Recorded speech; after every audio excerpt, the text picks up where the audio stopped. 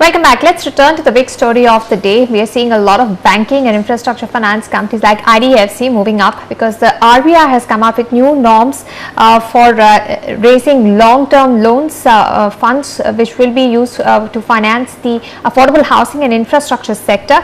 To talk to us about these new norms, we are joined by Jaljit Bhattacharya, partner infrastructure and government services at KPMG. He's joining us in our Delhi studios. Mr. Bhattacharya, the good news is that for banks now they'll have a way of raising long-term funds to give finance to infrastructure and affordable housing. How much will this help match their asset and liabilities mismatch, which has risen quite a bit over the last couple of years? Right. Let me just give you a size of what the problem is. If you look at the total share of real estate loans in the total loan portfolio in the economy, it's about 2 to 3.5%. Whereas globally it's around 30% for the advanced economies, which means that we are not giving enough credit to homeowners to own homes. And in spite of that, when the banks are trying to give that credit, they're ending up having a asset management liability mismatch because obviously their assets are short-term assets and they're trying to give loans for much longer-term infrastructure and low-cost housing that we are referring to. So it'll indeed go in a very long way to help them bring down that gap between the asset liability mismatch that they're having. So absolutely this will be extremely helpful. Yes, what the RBI has come out with, that it has said that a motorization schedule of 80% of the concession period of the project. Now, most of these projects are really long-term projects, especially in the infrastructure sector, and a refinance option which is available every 5 to 7 years. How does this change the cost of funds for a borrower, say an infrastructure developer, and how much money will he have in his pocket if the repayment schedule is now easier? Yeah, just keep in mind that along with it, what the RBI is also saying is that these funds will not have to have the criteria of SLR, CRR and priority sector lending, which itself brings on the cost of the funds. Now, along with it, when you're saying that you can have long-term borrowing, that implies that the cost of refinancing every time that you do that, which is that 5 by 25 kind of a principle. So if it's a 25-year-old loan, you keep refinancing it every 5 years. Every time you do the transaction, there is an added cost to it. And also there is a risk as to what interest rate you're going to get your assets in, because your liabilities are fixed. So what is it that at which rate will you get your assets in becomes a problematic question. Obviously you will do a risk hedging to that, which itself adds on to the cost. So the total cost balloons up if you look at all of this. And with this policy coming in, since you're taking with the cost of frequent refinancing and also the cost of adhering to the SLR, CRR and the priority sector lending, the total cost of fund comes down quite significantly. Right, but this was about the banks, but let's talk about the NBFCs as well. Even they lend to infrastructure projects and all. What will happen to them? They are not supposed to maintain SLR, CRR, and also they don't have to really meet any priority sector lending norms. What is this guideline going to mean for an NBFC, or will this have any impact on them? Definitely will have an impact because they're playing in the market. So the guidelines is more from an economic perspective. The economy needs, as I said, about $1 trillion of investment by 2017 in infrastructure. Where will it come from? If the banks don't give it and the NBFCs do not have enough ability to provide those funds, where will it come from? So this policy is more from an economic perspective.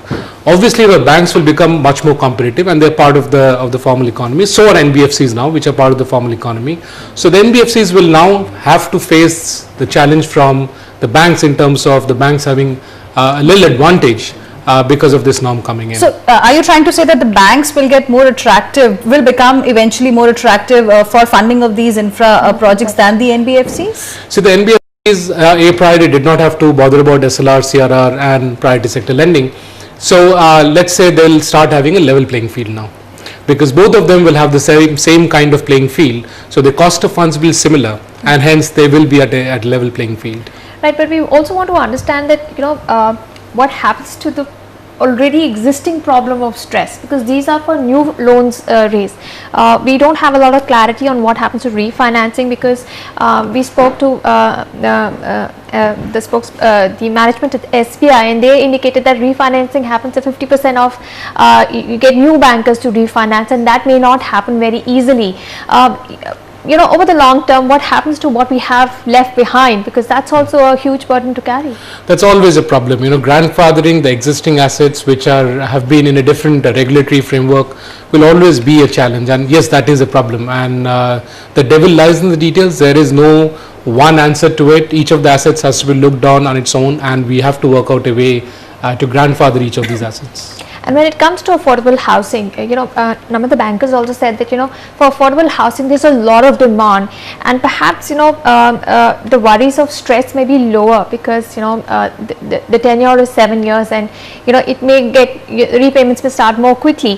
Do you think this is going to be a big boost? What happens to the affordable housing sector? Because they are saying that, immediately we see a correction of 25 to 50 basis points in the cost of, the loans given there. Is that going to be a big game changer? It will absolutely be. There is no doubt about it that there's a huge demand for low-cost housing. On the last count, there is a gap of over 62 million housing requirement in this country. More importantly, what will happen is because the cost of loans coming down, the ability to repay becomes that much more, and therefore the NPAs also come down. So it has benefits in two fashion. More people are able to access these funds, and they can have access to housing, which also has an implication on the economy per se, but also these people will be in a better position to repay the loans, and therefore the NPAs come down significantly. Hopefully this will trigger off a virtuous cycle where because of this boom, there will be more people who will be able to earn more and therefore be one of those who can buy these low cost housing. But who will have the appetite for such bonds, for such long-term infra bonds, according to you? That's for the market to play out. There will be plenty of people who will have that appetite because you're locking them in a certain Do we see that rate. coming from the corporate sector? It could come from the corporate sector, it could come from the financial institutions, because you're getting lucrative bonds, and at the end of the day you're getting fixed at a rate for the next 7 years, and who knows, that the rate might be going down or it might also go up, but the fact is that you're getting assured income, and that will be attractive for many of the sectors for sure.